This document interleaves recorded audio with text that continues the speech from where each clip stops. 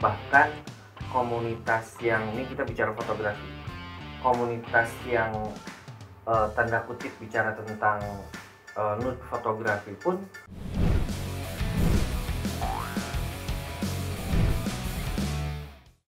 Assalamualaikum warahmatullahi wabarakatuh. Sampurasun. Selamat datang di acara kami, namanya Salsa. Salsa bukan joget, tapi salsa itu salsa salse. Acara ngobrol salse di ruang tamu Indigo. Kita bakal ngobrol banyak tentang seputar fotografi, entah itu toolsnya nanti, entah itu pelakunya, entah itu komunitasnya. Nanti akan banyak bintang tamu yang akan datang. Acara ini unik pisan, antik lah pokoknya mah. Antik hostnya antik, bintang tamunya nanti antik, sutradaranya antik. Nah, karena Indigo Film Labs itu ada di Pasar Antik Cikapundung, lantai 3, Blok FS26. Nah, jadi kalau misalnya butuh kamera analog, butuh film, mangga datang ke Indigo Film Lab atau nyuci juga bisa di sini. Kita hari ini akan kedatangan bintang tamu,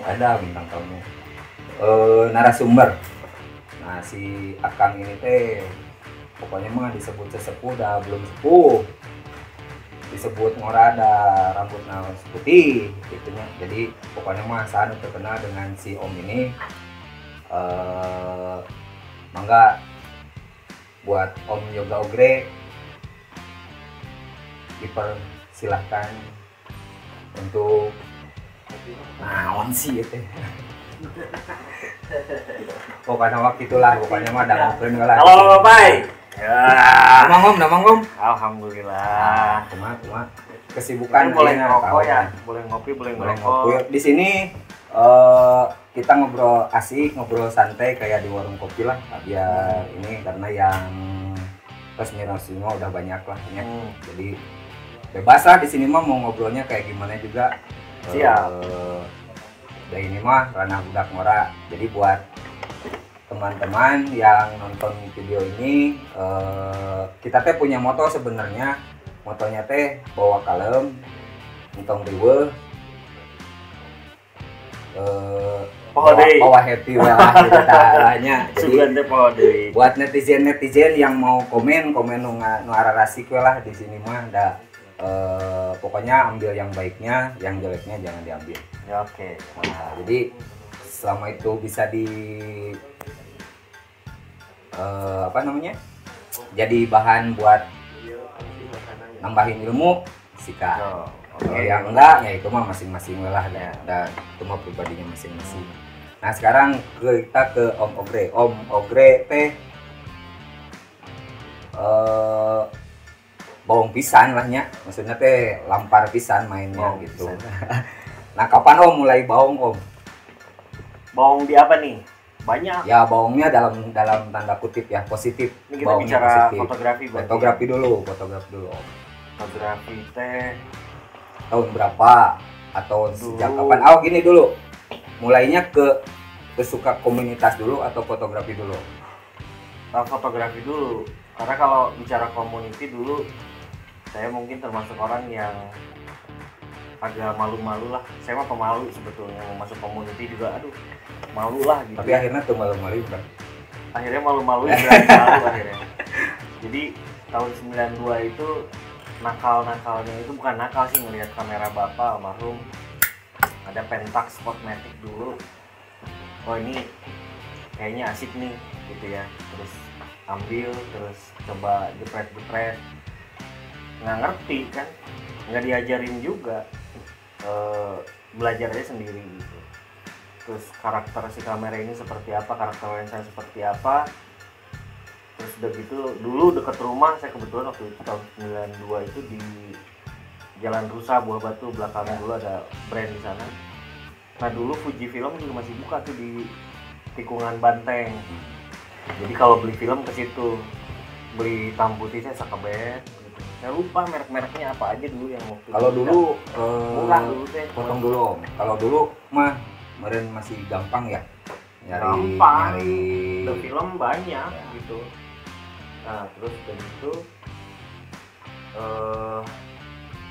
motret apa ya, paling saya motret adik, belajar multiple exposure kumaha sih gitu ya.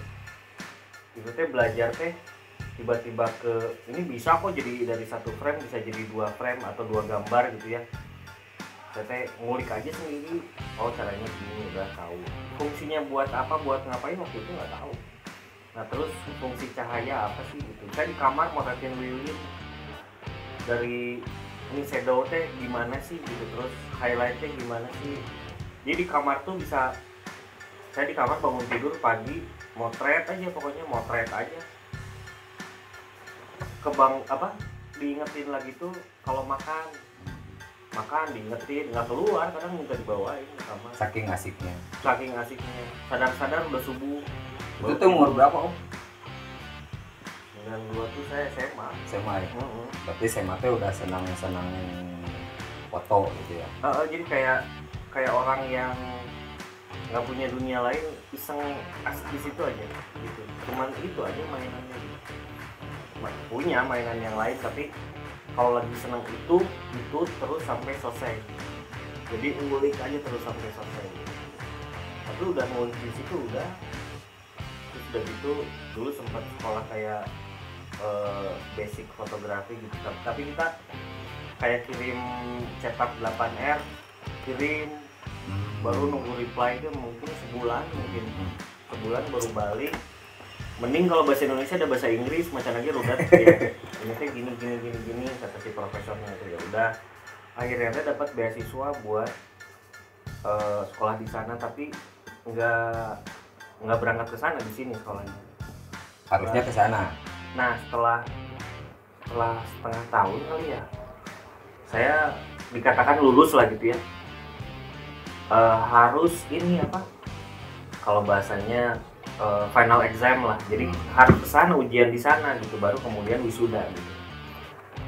Kan nggak punya duit ya, dolar waktu itu 2.500 kalau nggak salah. Impian saya pada saat itu cuman pengen punya M40. Itu ujiannya di mana Om? Di sana lah pokoknya. Di sana pokoknya di luar negeri gitu ya. Iya, saya harus punya uang $25 buat di sana 2 minggu, $25.000 kalau nggak salah. Saya lupa nih, 2.500 saya lupa lah pokoknya. Udah akhirnya nggak diterusin. Dulu zaman belajar itu beli tools itu isinya teh video VHS. Jadi nonton, kita tuh yang belajarnya nonton juga di video VHS. Jadi ada satu package. Mun aya nama online gitu. Kalau sekarang online. Dulu kan komputer XT yang kalau www bla bla bla klik lila muka nanti gini. Ya, benar. Zaman itulah gitu. Nah dari situ keluarlah saya kuliah, ketemu yang namanya semi otomatis ya. Saya ketemu. Tapi masih film. Nah sebetulnya itu udah nggak mau motret, sebetulnya lagi punya mainan lain. Nah cuman ada temen di kampus waktu itu ngajakin motret lagi. Dia beli semi otomatis kalau nggak salah dulu Yasika itulah semi otomatis. Tiap hari dia jemput dan pulang, jemput saya ke kampus, pulang antar saya pulang dari kampus setiap hari. Namanya dulu tuh Ayu Suhaya, teman saya di kampus dulu. Dia yang terus nge-boosting saya buat motret. Udah setelah semi otomatis itu motret model dan lain-lain, saya dagang motret, kayak motret di gedung sate 150.000 per roll gitu. Zaman masih cetak pakai apa tuh, postcard lah, ukuran postcard. Dulu saya kalau cetak di Buah Batu itu depannya dulu Asti ya, sekarang Isbi ya. Ada namanya, saya lupa ya, ada tempat cetak di situ. Jadi udah kayak duduk di situ, saya minta grading juga. Kalau gradingnya masih kan mesinnya digital, tambahin merah, tambahin biru, masih begitu, baru keluar cetak 8R misalnya. Ini kayak gini dibalik, Nah itu data si color grading itu ada di print di belakang filmnya. Nah udah dari situ saya nggak mau motret lagi, motret kali-kali aja, udah digital. Waktu itu saya pakai kamera adik saya 350D, pertama kali pakai digital itu 350D, motret, bosan lagi gitu. Terus saya bilang ketemu sama Valdi Hidayat itu teman SMA saya. Jadi teman main. Udah gitu bilang sama Valdi, foto aing butuh tuai gitu ya. Terus kata Valdi, saya datang ke fokus waktu itu, foto aing butuh tuai. Kata Valdi, foto itu nggak ada yang jelek, foto itu semuanya bagus. Kalau misalnya jelek ngapain gitu. Jadi harus terus semangatin terus sama dia. Naik saya beli 550D ya. Nah itu akhirnya saya punya digital sendiri itu ya 550D Digital awal gitu. Digital awal ya. Dan nggak tahu ya, saya senangnya ya itu aja apa, ngulik, explore lah ya, atau ngulik aja. Saya nggak suka kalau motret orang tuh ya berarti mereka harus bayar gitu. Lebih di jadi logis bisnis banyak. Udah otaknya tuh di situ aja, pokoknya mah jadi duit gitu. Kalau motret yang saya suka mah lebih ke shadow highlight aja dari dulu juga sebetulnya, sama story bikin apa ini, ngeritain apa kayak gitu. Ada gitu ketemulah sama Lina. Tahun 2009 itu kita bikin namanya Kubik Fotografi ya. Nah itu Kubik Fotografi di mana Om? Masih ada Om? Kubik Fotografi itu masih sih, maksudnya tapi nggak spesifik dia. Kalau dulu kan memang untuk wedding lah, sama untuk kids, jadi kita motretin anak-anak. Itu sih lucu, jadi saya datang ke teman-teman yang punya anak, kita motretin anaknya berapa itu, 300.000. Bayang aja sekarang motret 300.000 satu orang, satu anak. Dalam satu hari kita bicara 5 anak ya. Satu bulan jadwalnya full. Ya harap ya. Maksudnya itu lumayan itu mah tuh. Zaman itu lumayan 300.000 teh gede bisa. Zaman itu lumayan gitu. Nah, makanya digarap. Terus udah gitu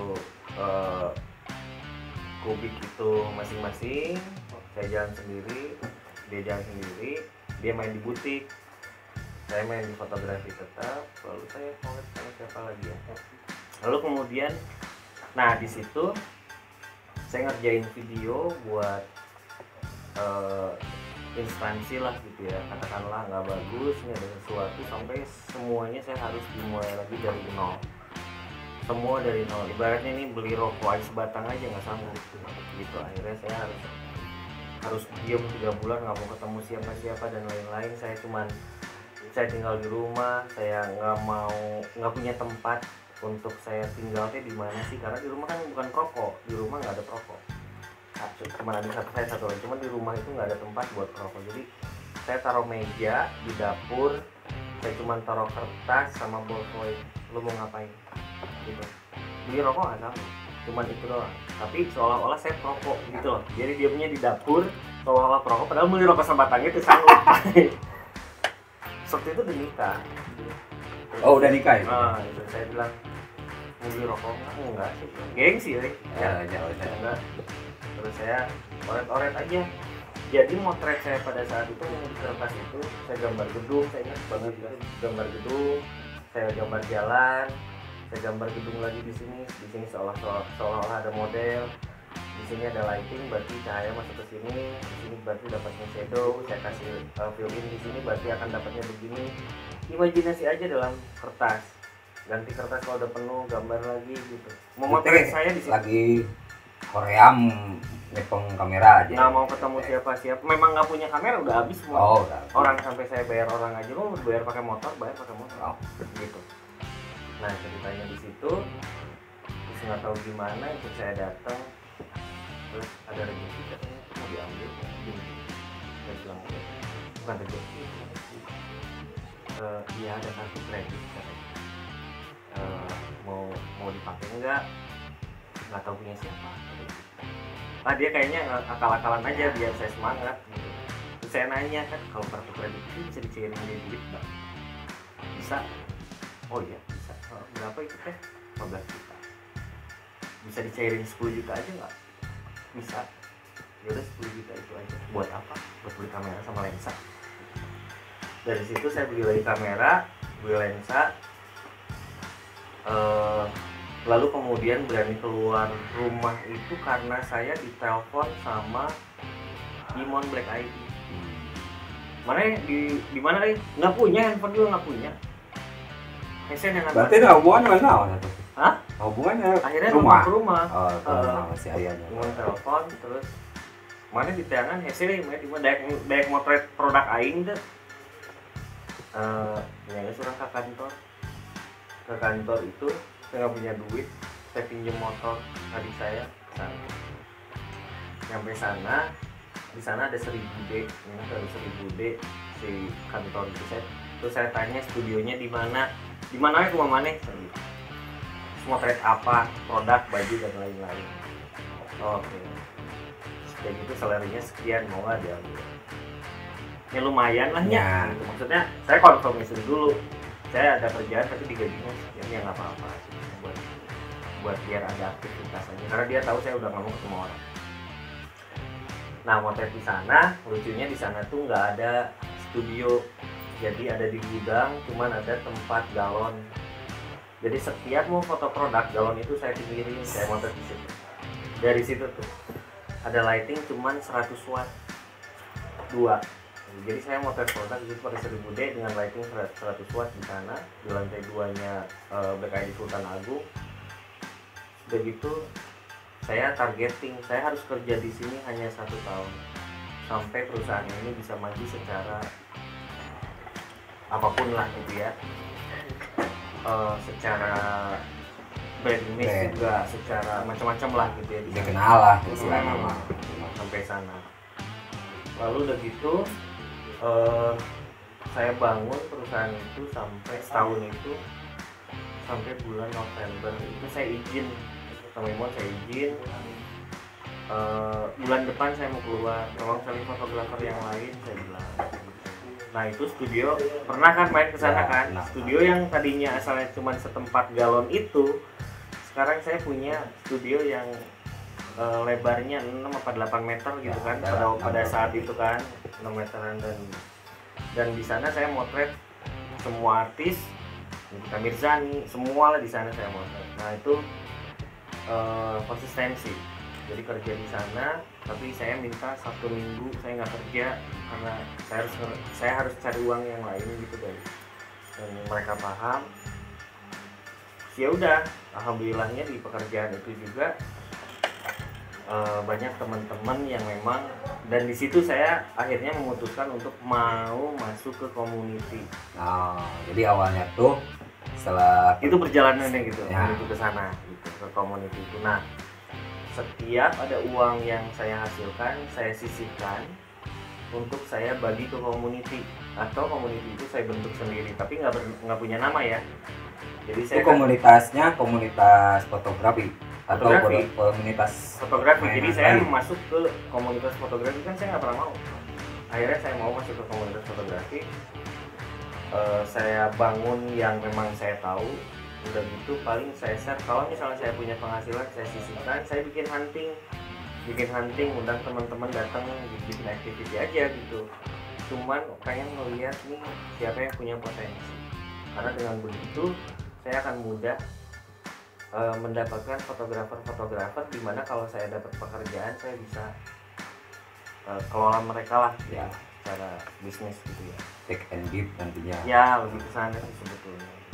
Nah berarti awal komunitas pertama yang dibentuk, saya nggak pernah bikin komunitas sebetulnya, dulu tuh nggak pernah mau bikin komunitas, dan sampai sekarang juga bisa dibilang sebetulnya nggak pengen bikin komunitas karena tanggung jawabnya kan besar ya. Jadi pada saat dulu saya suka nongkrong di Rangga Malela ya, namanya apa ya? Pencong Rangga Point tempatnya. Nah, dulu mah Rangga Point. Karena saya dulu pakai iPhone 3GS, lalu kemudian iPhone 4 kan. Nah, karena handphone saya yang maintain Ko Evan, yang punya apa tuh nama tokonya dulu, Berry City. Yang punya Berry City kan. Karena yang maintain handphone saya itu ya dia. Jadi saya nggak pernah mau ribet orangnya. Jadi kalau handphone saya ada apa-apa tinggal kasih ke dia. Yang tahu password semuanya dia. Baru kalau misalnya upgrade ya sama dia terus gitu. Nah dari situ bikin smartphone bisa kok dipakai motret gitu, kenapa enggak gitu. Karena kebanyakannya teman-teman pakai iPhone pada saat itu, akhirnya kecetuslah ngomong namanya iPhone congkak gitu kan pada saat itu. Nah terus anak-anak ini akhirnya tumbuh motret pakai smartphone, dari mulai motret sampai ke digital imaging, bahkan sampai ke bikin video klip pakai smartphone. Ya. Dan saya rasa itu satu pencapaian ya dari komunitas yang memang punya quality lah untuk secara movement gitu. Dari gear yang minimal tapi bisa Ya, menghasilkan karya yang maksimal gitu kan ya. Karena kita bicara hanya bicara tentang menerjemahkan imajinasi mediumnya apapun gitu. Lebih di sana Jadi sebetulnya. jangan terpaku pada gear gitu Ya. orang-orang sekarang kan Nggak ada urusan. mindsetnya Iya, nggak ada urusan gear sama bagus, hasil bagus nggak juga kan. nggak ada. Yang gear bagus itu ya gear jelek pun kalau misalnya mannernya bagus, gambarnya bisa jadi bagus gitu. Jadi bukan gear bagus manner nggak bagus jadi bagus, enggak gitu. Tetap semuanya balik ke diri kita masing-masing. Nah pada saat itu saya lupa tahun berapa ya, Om Edi Herwansyah datang, atau yang disebut waktu itu namanya Jack apa ya dulu, datang sama Om Ivan kalau nggak salah, Ivan Arsiadi, terus datang sama siapa sih masih datang ke saya waktu zaman di Rangga Malela. Dia datang, mereka datang terus bilang minta izin mau bikin community di Bandung. Saya bilang saya bukan siapa-siapa. Mereka ini ibaratnya kayak permisi gitu mau bikin community. Waktu itu dia minta izin untuk bikin Kofaba, komunitas fotografer Bandung. Nah, saya bilang silakan, sebisa mungkin saya support. Toh tujuannya juga positif dan mengangkat teman-teman junior menjadi bisa memaksimalkan fotografi lah di bidang mereka. Oh oke, saya bilang ini bagus kok tujuannya. Nah malah pada saat itu saya sampai kapan ya nggak ketemu sama yang namanya PAF. Jadi fotografer, komunitas fotografi tertua itu malah saya dengarnya dari bapak saya gitu, tentang PAF, tentang PWI, tentang PWI bukan komunitas, cuman itu satu pekerjaan yang memang diakui sama negara lah untuk wartawan. Jadi saya dapat cerita-cerita fotografer lama itu dari bapak saya, dokter siapalah gitu waktu itu, yang memang dia punya segalanya pada saat itu. Saya lupa nama-namanya. Saya belajar agfa pun ya dari bapak saya. Kalau bapak saya ibaratnya sedih pada saat lagi sakit waktu itu, yang saya bahas di ranjang rumah sakit itu ya tentang agfa. Dia happy, dia cerita. Berarti bapak juga penggiat fotografi. Dia dulu wartawan. Dia Oh. wartawan. Dan dia pelukis ya. Wartawan itu Seniman ya. ya, nah wartawan ini yang dulu dia pernah motret pada tahun 65 kalau nggak salah. Entah ada kerusuhan apa, entah ada kejadian apa, yang akhirnya dia diselamatin sama tentara, kayak diculik gitu, dimasukin ke panser gitu. Diceritakan tentang itu. Cuman detailnya saya lupa. Nah sekarang ini kan sekarang tuh banyak komunitas ya di Bandung teh, wah banyak pisan lah komunitas fotografi itu. Nah menurut Om gimana Om? Komunitas tuh bagus. Jadi yang dilihat sekarang community banyak lah ya. Tujuannya semuanya juga positif. Nggak ada satu komunitas pun yang tujuannya negatif, nggak ada. Bahkan komunitas yang, ini kita bicara fotografi, komunitas yang tanda kutip bicara tentang nude fotografi pun sebetulnya positif. Cuman di setiap komunitinya pasti aja ada yang berkepentingan ya, atau tanda kutip oknum nih, yang nantinya ngegiring opini-opini nggak bagus tentang komuniti itu, yang akhirnya setiap komuniti akan pasti menjadi komuniti lain. Jadi pasti ini satu community dia akan pecah jadi community baru. Atau ada komunitas di dalam komunitas, Komunitas dalam komunitas gitu, dagang dalam komunitas itu biasa lah gitu. biasa. Oh, itu terkadang kan jadi trigger gitu, hal gitu jadi trigger. Kita bicara tentang hal lain, ini malah bahas yang lain lagi ya. Nah ini pun di semua lah, saya yakin di semua akan muncul satu ego baru yang menghasilkan komunitas baru. Asa aing kayak atau kumaha Om? Masalah merasa benar, tapi kita nggak bisa menyalahkan itu salah, nggak bisa. Dia pun benar karena bicaranya tentang perspektif. Kalau bicara perspektif semua benar, nggak bisa jadi yang salah. Karena kalau bicara tentang fotografi, bicara patternnya yang mana nggak ada sebetulnya. Bahkan kalau misalnya cara fotografi, ya lu harus sekolah fotografi. Oke. Karya terbesar yang dihasilkan oleh fotografer yang pada saat itu mungkin belum disebut fotografer, atau foto pertama yang menjadi legend gitu. Ini foto pertama fotografi. Pertanyaannya dia sekolah fotografi di mana kan nggak ada, dia ikut komunitas mana kan nggak ada, aturannya apa kan nggak tahu. Semua pada saat itu masih mengacu pada aturan tentang painting atau mungkin kalau misalnya sekarang harus ada apa ya, sertifikasi mungkin ya disebutnya apa? Iya, sertifikasi beda lagi sebetulnya, itu keabsahan tentang profesi yang memang diakui oleh negara. Nah ini kebutuhannya juga berbeda. Hobis belum tentu butuh sertifikasi gitu. Tapi pekerja pun balik lagi nih, ada juga orang yang memang tidak membutuhkan sertifikasi, tapi ada yang sangat membutuhkan sertifikasi karena misalnya dengan sertifikasi lu bisa berangkat ke Jerman, motret di sana dan diakui oleh negara tersebut karena berdasarkan dari kerjasama punya legal yang kuat gitu ya. Betul. Dengan sertifikat itu ya. Dulu di sekolah tempat saya belajar dulu, kalau misalnya saya lulus ngambil final exam itu saya dapat ID yang mana saya bisa masuk ke activity atau event manapun di semua negara. Jadi tinggal nunjukin ID itu kita boleh motret sebetulnya kayak media lah gitu. Nah dulu diakuin setiap jadi ada satu sekolahan itu yang memang diakuin sama semua negara, kalau masuk kemanapun kita boleh liput, dan New York Times juga terima berita atau karya dari fotografer itu, dan itu jadi duit dan itu besar ya. Terus sekarang gini Om, kalau menurut Om nih membuat sebuah karya foto ya, karya foto itu harusnya gimana? Maksudnya bebas.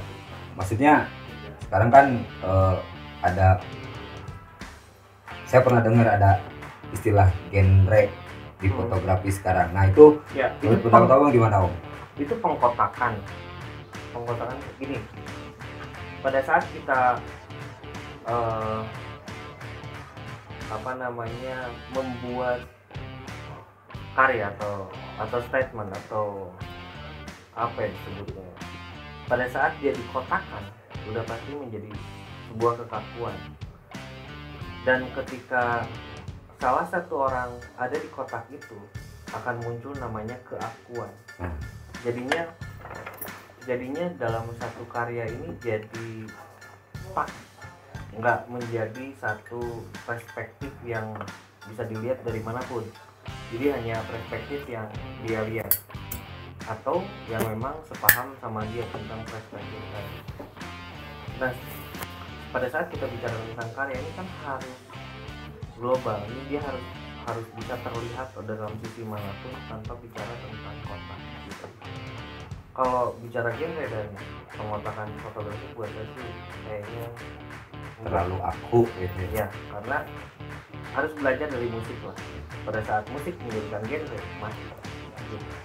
Ya industri juga bingung ya, mau gimana ini, mau ngelola yang mana, mau jadi apa, kita mau placementnya buat siapa, susah. Cuman tanda kutip lagi, kita ini fotografer, apapun kalau misalnya memang dikotakan apapun itu kita harus belajar, dan kita tidak mengacu pada satu brand kamera. Yang namanya fotografer harus semua kuasain semua kamera, karena ya tadi balik lagi, pada saat saya nggak punya apa-apa, kalau misalnya ada pekerjaan fotografi, kita pakai apapun yang kita yang mereka ada kita harus pakai. Oke. Om, kita istirahat dulu Om, kita ngopi Oke. dulu sebelum Siap. nanti ada iklan yang lewat berikut ini. Ini kopi indigo, mantap.